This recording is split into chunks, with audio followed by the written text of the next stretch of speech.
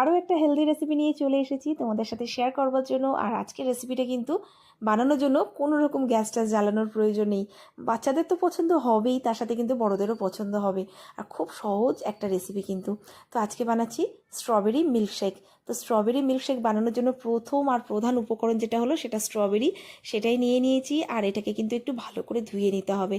আর যে পাতাটা আছে সেটাও ফেলে দেবো, দিয়ে ভালো করে ধুয়ে নিয়ে ছোটো ছোটো টুকরো করে কেটে নিচ্ছি। এবার মিক্সির বাটির মধ্যে এই স্ট্রবেরির টুকরোগুলো আমি নিয়ে নেব।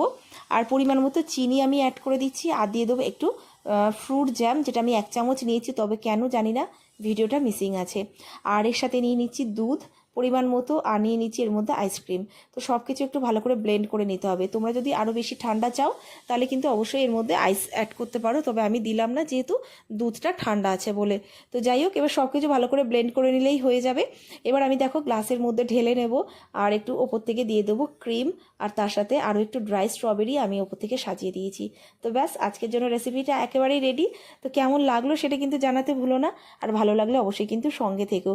এই ধরনের অনেক রেসিপি কিন্তু তোমরা আমার ইউটিউব চ্যানেলে পেয়ে যাবে, আর ফেসবুক পেজ থেকে যারা দেখছো পেজেতেও পেয়ে যাবে। তো ভালো লাগলে কিন্তু সঙ্গে থেকো। তো চলো, দেখা হবে নতুন কোনো ভিডিওর সাথে। ততক্ষণের জন্য ভালো থেকো, সুস্থ থেকো, টাটা।